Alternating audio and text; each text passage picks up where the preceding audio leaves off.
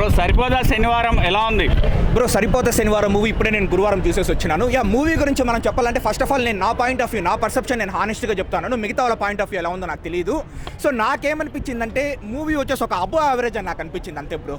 అంటే మరీ చాలా బాగుంది, ఎక్స్ట్రాడినరీగా ఉంది అని నేను చెప్పలేను అనమాట. అబో యావరేజ్ అని నాకు అనిపించింది. ఎందుకంటే మూవీలో మనకు ఎగ్జైటింగ్ సీన్స్ కావచ్చు, లేకపోతే సూపర్ ఎంగేజింగ్ స్క్రీన్ ప్లే కావచ్చు, గూస్ బంప్స్ ఇచ్చే సీన్స్ కొంచెం తక్కువ ఉన్నాయన్నమాట. ఒక 2-3 ఉన్నాయన్నమాట. సో కొంచెం ఫ్లాట్ నరేషన్ మనకు ఉంటుంది, కొంచెం ప్రిడిక్టబుల్ స్క్రీన్ ప్లే మనకు ఉంటుంది. బట్ కానీ స్టోరీ తీసుకున్న లైన్ నిజంగా మనం మెచ్చుకోవాలన్నమాట.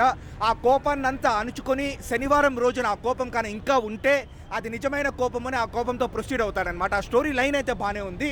అండ్ మనకు నాని యాక్టింగ్ అంటే మనం ఏమీ తప్పులు పట్టలేం బ్రో, ఎక్సలెంట్ యాక్టింగ్ అనమాట. బట్ కానీ ఈ మూవీ చూసి మనం బయటకు వచ్చిన తర్వాత నాని యాక్టింగ్ కంటే మనం ఎస్జే సూర్య యాక్టింగ్ని కొంచెం మెచ్చుకుంటాం. మనము నానికి మనం 10కు 9 ఇస్తే ఎస్జే సూర్యకు వచ్చేసి 9.5, 9.8 కూడా మనం ఇస్తాము.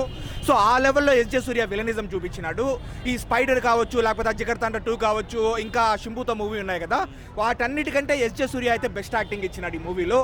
సో పాజిటివ్స్ విషయానికి వస్తే నాని యాక్టింగు, ఎస్జే సూర్య యాక్టింగు, ముఖ్యంగా JX Vijay background music, so ఈ మూడైతే ఎక్సలెంట్గా ఉన్నాయి. ఇంకా నెగిటివ్స్ విషయానికి వస్తే ఏంటంటే మనకు వచ్చేసి కొంచెం కైండ్ ఆఫ్ ప్రిడిక్టబుల్గా ఉంటుందన్నమాట. సో స్క్రీన్ ప్లే కూడా అంత ఎక్సైట్ కలిగించే విధంగా ఉండదు.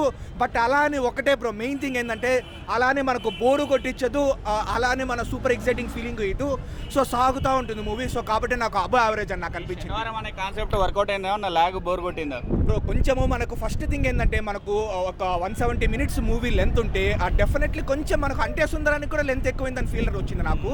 దీనిలో కొంచెం లెంత్ ఒక 2.5 hours లేదా 2 hours 20 minutes చేసినట్టే బాగుండేదని నాకు అనిపించింది అనమాట.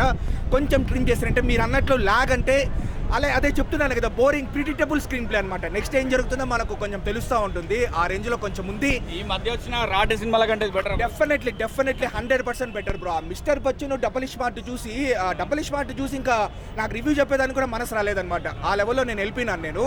సో ఆ మూవీస్తో కంపేర్ చేసుకుంటే డెఫినెట్లీ లాట్ మెనీ టైమ్స్ ఈ మూవీ బెటర్. హ్యాపీగా వచ్చి చూడొచ్చు.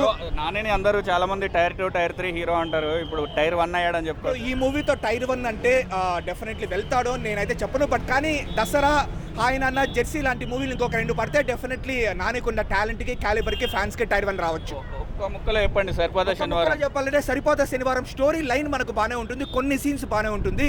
ఓవరాల్గా తీసుకుంటే ఒక అబో యావరేజ్ మూవీ. స్టిల్ థియేటర్స్కి వచ్చి హ్యాపీగా చూడొచ్చు.